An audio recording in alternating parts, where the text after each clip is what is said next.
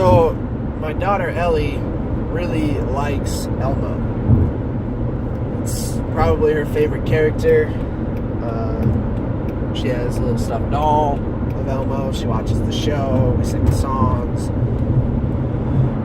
But I noticed something a while back, but it only just attached a meaning to it yesterday. And that's what we're going to talk about today.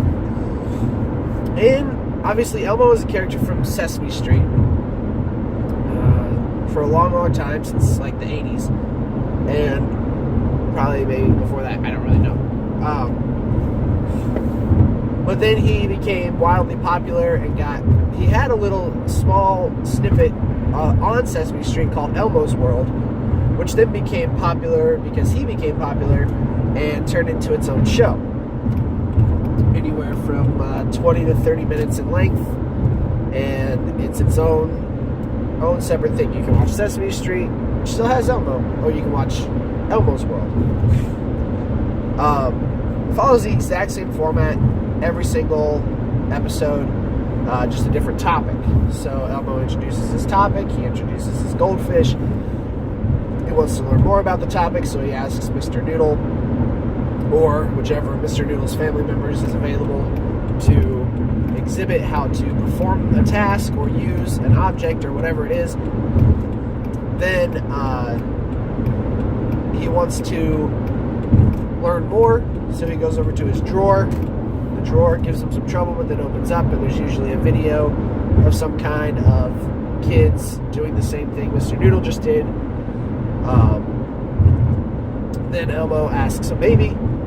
Then he comes back and he wants to learn more, and he either his computer comes over to him and he has a video from one of the other Sesame Street characters, or his TV comes over and he watches a little show about that thing. That's Ellie's least favorite part, is the show on the TV. Every time it comes on, it's boring to me too. Every time it comes on, she turns away because Elmo's not on the screen and his voice isn't. It's another cartoon character. It looks like an entirely different show. So she's like, oh, Elmo's done. I'm out. And then that show comes off, or the video stops. Elmo comes back and he's asked the kids some questions. They usually count something that has to do with the topic of that day, and then he signs off.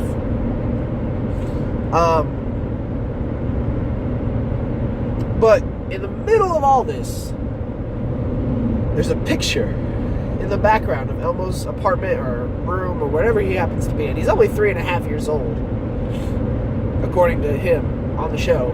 He's only 3.5 years old, and has been for the entire duration of his existence.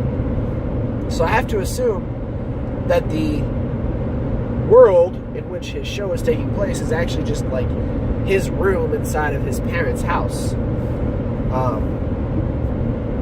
But there's a picture on Elmo's wall of two individuals that are red.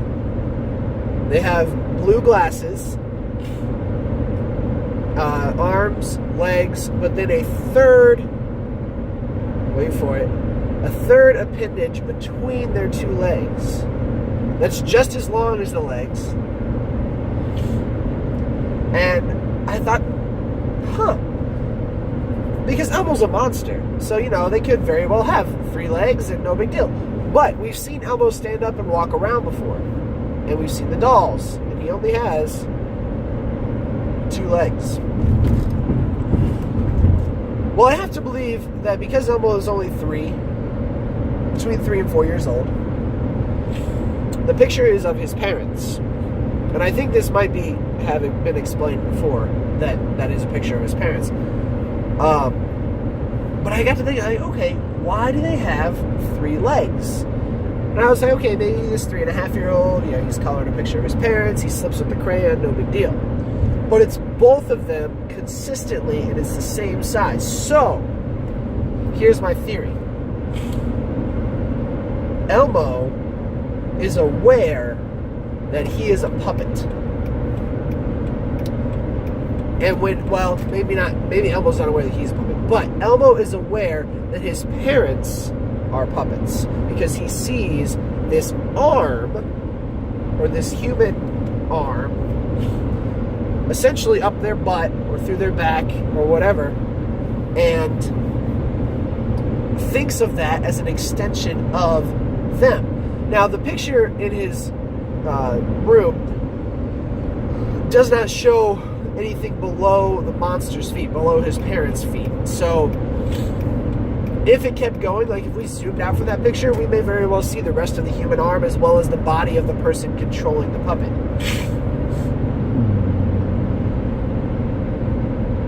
But I think that's what it is. If you ever get the chance, look at Elmo's World. I have an excuse because I have a 1.5-year-old at home. I'll just watch it for entertainment purposes. Purely educational.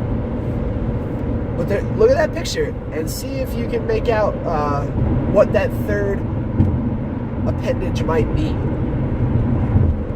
I don't know a whole lot about the anatomy of a monster, but I would doubt that his parents, both male and female, are built the same way, if you catch my drift. So that's my thought on that. I think the one in the middle, the third one that's not one of the legs, is actually the arm of the person controlling the puppet. And Elmo has drawn this because that's how he observes his parents.